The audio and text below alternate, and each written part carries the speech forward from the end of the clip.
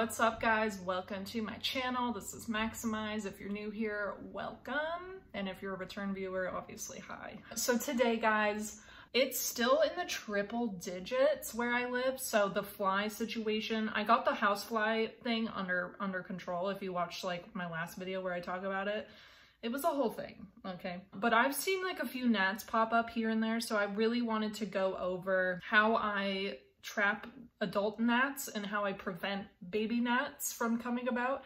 So I'm gonna go over a good homemade gnat trap, and then I'm gonna show you how to prevent gnats from popping up in the first place. My favorite methods. Gnats are kind of inevitable, especially in the warm months, because they're just like, this is what they do. This is what they were born to do. They were just born to be born. I don't know. I hope you use it, and let's get into it. The first items you will need for this gnat trap is apple cider vinegar, sugar of any kind. I don't think it really matters. Probably white sugar because it dissolves a little better. Anyway, dish soap, a stirring utensil of some kind, and a little plastic cup with a little bit of water in it. All right guys, so the first thing you're gonna do is, I don't like reusing like my own jars and stuff for fly traps just cause like, it disgusts me and like I feel like I can never wash it enough to like get that picture out of my mind, like dead flies in one of my like cups. But like if it doesn't bother you and you're like an adult about it, then that's fine. You can reuse like a jar or something. But I'm just gonna be using an old Starbucks cup. So I just filled it with a little bit of water. You can see that. Just about like an inch of water. I think that's an inch. And the first thing I'm gonna dump in is apple cider vinegar. So this is really key for attracting the flies. They just like the smell, I guess. So I'm just gonna pour in about this much. It doesn't require that much. And then I think the sugar is also a big, you know, thing they like. They're just attracted to anything super sweet because you don't want to put like dead rotting meat or anything because they also like that. But I don't want that smell in my home. I don't even know why I have sugar. I don't bake. So I'm just gonna use like a little spoon and put about this much sugar into a cup this size. So I'm just gonna dump it in there.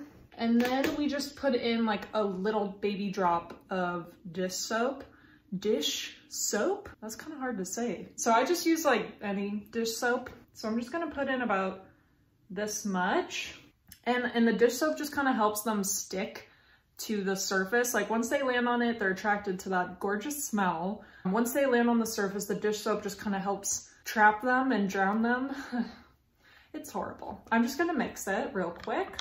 Just try not to think about what's actually happening, you know? Like I try to respect all life. You know, flies are alive and they belong on this earth and they have a special purpose. And, but you know, they're kind of annoying and you don't want them in your house. Like you want them outside doing their job, cleaning the earth, but you know, not in our house. I'm sorry, but like you gotta go.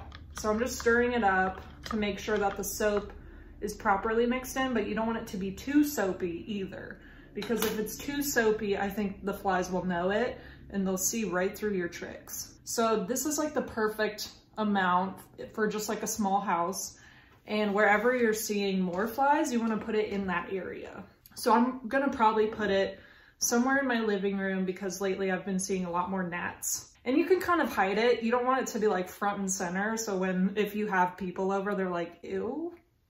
So I like to kind of hide it amongst the plants and just kind of like make sure nobody can see it from any angle. And I would say you can leave it out for at least a few days. And then if you're seeing like a lot of bugs in there or even just like 3 or 4, you can change it out and refresh the liquid and stuff. But I don't know. I mean, I've seen people where they collect like a lot of bugs. I don't even know, like hundreds. So if you can wait that long, you can totally just wait. But anyway, I'll show you another preventative trick that can kill the gnats like at the source. So this is good when you have like adult gnats flying around your house and you just want them to like die. But you know, they usually have already laid their eggs somewhere in like moist soil in one of your plants. So I'll show you one other trick to just kill their babies. Okay, so the best way to kill gnat babies is to water your plants with a mixture of water, so about this much water, and then pouring in some hydrogen peroxide into that water. So this has really, really helped my plants. It not only kills the gnat eggs immediately upon contact, it helps fertilize your plants. And I've talked about this a lot in my other videos, but if you're like a first time viewer, hi, but this is for you. But this is a great fertilizer because it adds an extra oxygen molecule into your plant's roots and soil. And that really just like gives them that little kick they need to put on even more leaves. It just really helps hydrate them in a way that, you know, just straight water can't. I'm just gonna mix some hydrogen peroxide into this water here, and not like a crazy amount, but like I said, it really kills the eggs on contact, so it's like pretty brutal. So the gnats only lay their eggs in the top inch or so of soil, like tops, because they're so small. They can't dig forever, you know, they can only go so far. I'm just gonna use my Philodendron Revolution as my little example plant. And look guys, she has a new leaf coming in. Do you see that? It looks really weird. It's like, what is that? But anyway, so I'm gonna pour my hydrogen peroxide / water mixture on top of like all the surface of the soil. You don't wanna pour it in just one side. You really wanna spread it across the entire surface area because the gnats could have laid their eggs anywhere.